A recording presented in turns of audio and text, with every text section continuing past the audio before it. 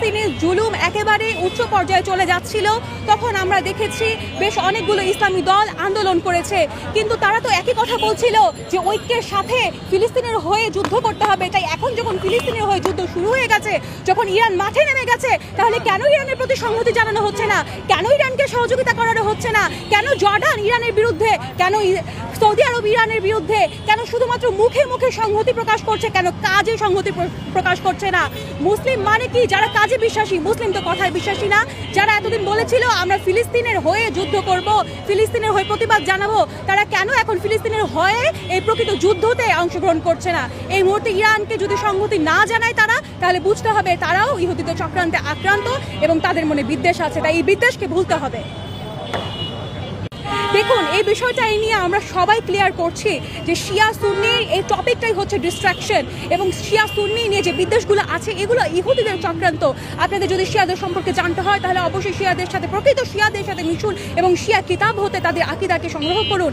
শিয়ারা তো একই আল্লাহ বিশ্বাসী, তারা তো একই নবী মুহাম্মদ সাল্লাল্লাহু আলাইহি ওয়াসাল্লামের বিশ্বাসী, একই কোরআন এবং একই আহলে বায়তের আদর্শে তারা চলছে। তাহলে কিসের বিদ্বেষ? এই বিদ্বেষ তো ইহুদিদের চক্রান্ত।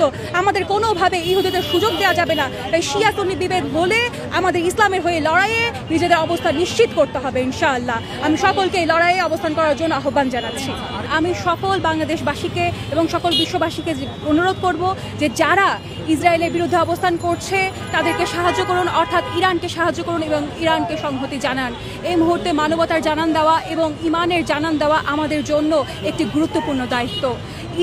যখন দীর্ঘদিন ধরে ইসরায়েল ফিলিস্তিনের উপর নির্যাতন করে আসছিল, যখন ফিলিস্তিনের মানুষ একেবারে জুলুম সহ্য করতে করতে হতাশা এবং কষ্টে দিন পার করতে পারছিল না, সেই সময় আল্লাহর শক্তি হয়ে ইরান পদক্ষেপ নিয়েছে।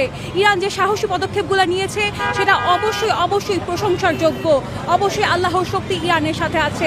এবং আমি আমেরিকা এবং ফিলিস্তিনের যে দুশ্মনরা আছে, ফিলিস্তিনের যে শত্রুরা আছে, সেই সকল ইসরায়েলিদের উদ্দেশ্যে এটা বলতে চাই, তোমরা কোন ইরানিদের বিরুদ্ধে অবস্থান নিয়েছো?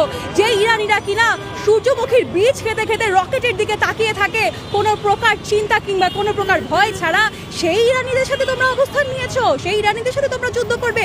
তোমরা কি ইরানের বিপ্লবগুলো ভুলে গিয়েছো? আমাদের নেতা, আমাদের লিডার খামেনাই, সৈয়দ আলী খামেনাই এবং হুসেন আলাইহিস সালামের আদর্শে শিক্ষিত, এবং ইনশাআল্লাহ সেই আদর্শ দিয়ে অবশ্যই ফিলিস্তিনের এই বিজয়কে তিনি নিশ্চিত করবেন।